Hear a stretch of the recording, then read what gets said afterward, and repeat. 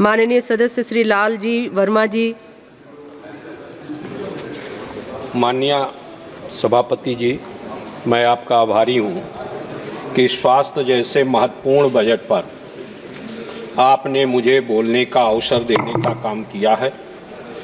मान्यवर, जहाँ सभी वक्ताओं ने इस बात को कहा कि स्वास्थ्य और शिक्षा देश के स्वास्थ्य के लिए सबसे महत्वपूर्ण है, लेकिन हमें इस बात का दुख है कि माननीय वित्त मंत्री जी ने जो 9 प्राथमिकताएं अपनी गिनाई बजट का, उसमें स्वास्थ्य को रखने का काम नहीं किया गया।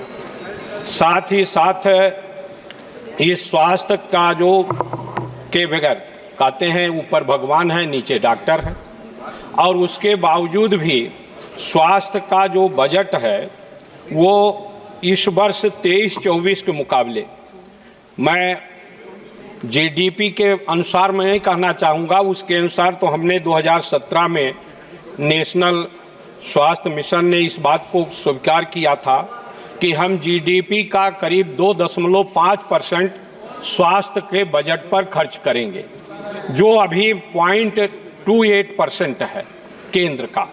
मान्यवर, लेकिन दूसरी तरफ जो टोटल बजट है उसका जहां 2023-24 में परसेंटेज था 1.91, वहीं 2024-25 में जब क्रांतिकारी बजट कहा जा रहा है तो स्वास्थ्य का बजट हो गया 1.81%।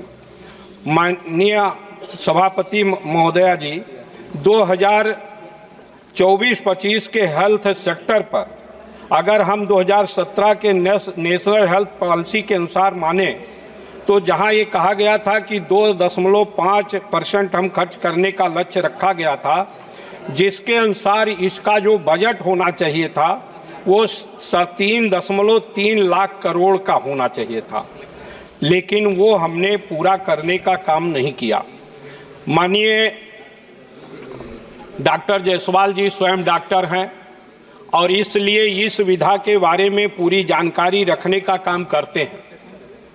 आज इस देश में 75 वर्षों की आज़ादी के बाद जब हम अमृत काल मना रहे हैं, तो जहां गरीब जिस तरह से प्रत्येक दिन वो अपना घर द्वार भी बेचने को तमाम बीमारियों में मजबूर हो रहा है, हम उसके लिए चिकित्सा की व्यवस्था नहीं कर पा रहे हैं। और आज भी हमारा जो आउट ऑफ पॉकेट एक्सपेंडिचर है, केंद्र का जो खर्च है वो 11.5% है स्वास्थ्य पर, और आउट ऑफ पॉकेट एक्सपेंडिचर जो है वो 55%, 55.10% है। जो नहीं, मैंने आपकी तारीफ किया, मैंने आपकी तारीफ किया, आपकी तारीफ किया।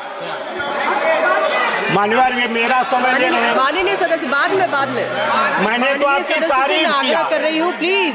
मैंने आपकी तारीफ किया। बैठिए, आप अपनी बात कहिए, आप अपनी बात जारी रखिए। मान्यवर, खड़े रहे, आपका समय कम हो रहा है।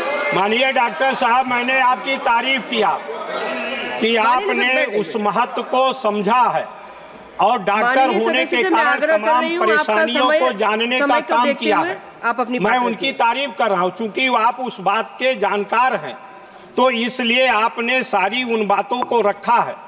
माननीय महोदया जी, आज भी हम प्रत्येक दिन आप भी सांसद हैं महोदया जी, आपके पास भी तमाम सिफारिशें रोज आती होंगी और जिसका हम समाधान नहीं कर पा रहे हैं। तमाम ऐसे, मैं अभी जिक्र कर रहा था कि हमारा जो आउट घरेलू जेब से होने वाला खर्च वो 55.10% है और केंद्र सरकार का स्वास्थ्य पर जो 11.5% है, जबकि दक्षिण अफ्रीका में 5.4% आउट ऑफ पॉकेट एक्सपेंडिचर है, उसने इतना कर लिया।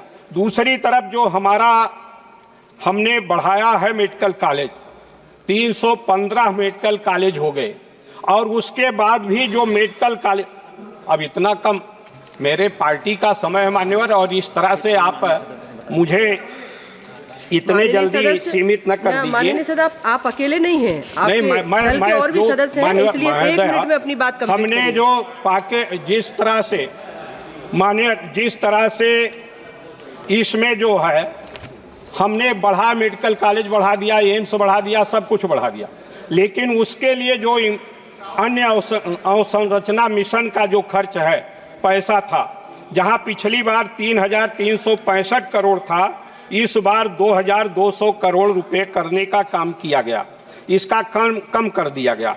दूसरी तरफ मैं, अब चूंकि आपने समय मुझे देने में कमी कर रही महोदया, मैं ये निवेदन करना चाहता हूँ कि कुछ सुझाव मैं देना चाहता हूँ कि निश्चित रूप से जैसा डॉक्टर साहब ने कहा कि प्राइमरी हेल्थ मिशन जो है और साथ साथ CSC है, हर CSC पर हमें अच्छे डॉक्टर की आवश्यकता है, सर्जन की आवश्यकता है, मेडिसिन की आवश्यकता है, चाइल्ड स्पेशलिस्ट की आवश्यकता है।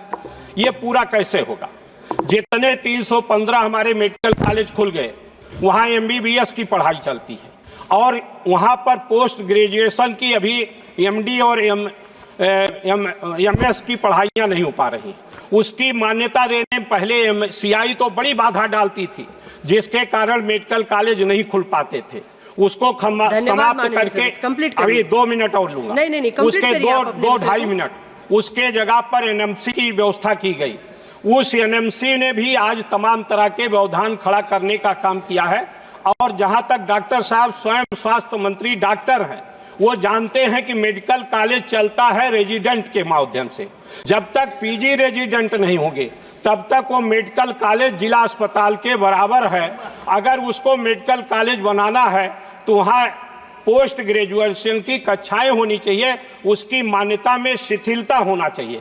तीसरा, मैं आपसे निवेदन करना चाहूँगा आपके माध्यम से सरकार से, जैसे आयुष्मान भारत का जो कार्ड आपने बनाया, एक अवसर दिया कि लोगों को स्वास्थ्य सेवाएं मिल सकें, लेकिन वो कार्ड लेकर जब किसी संस्था में जाता है, चाहे वो गवर्नमेंट संस्था है, तो उसके लिए उसको इंतजार करना पड़ता है कि वो पैसा पहले आवे तब उसका इलाज शुरू हो। अगर वो हार्ट का मरीज है, हार्ट का रजिस्ट्रेशन के बाद अगर वो हार्ट का मरीज है तो निश्चित रूप से उसके हार्ट की इमरजेंसी के अनुसार उसका एडमिशन नहीं हो पाता। उसको डॉक्टर शर्मिला सरकार जी, महोदया थोड़ी बात सुन ले, मैं थोड़ी बात कर रहा हूँ। हमारी पार्टी के जो सदस्य हैं, मैं उनसे निवेदन करूंगा, आपके दल के बाकी सदस्यों को मौका नहीं देना है। 1 मिनट, बस 1 मिनट। नहीं, आप तय कर लीजिए, और सदस्य बोलना चाहेंगे ना, 1 मिनट मैं लूंगा। करिए, कंप्लीट करिए। कि एक तो जैसे हमारे यहाँ KGMU है, जो भारत का सबसे बड़ा मेडिकल यूनिवर्सिटी है, उसमें जैसे हार्ट का मरीज गया 15-15 दिन तक आयुष्मान भारत का पैसा या उसका उपकरण आने में समय लग जाता, जिसके कारण उसका इलाज नहीं हो पाता। इसलिए ऐसी व्यवस्था सुनिश्चित की जानी चाहिए कि आयुष्मान भारत कार्ड धारक मरीज पहुंचे तो किसी भी बड़ी संस्था में तो उसका इलाज शुरू हो जाए।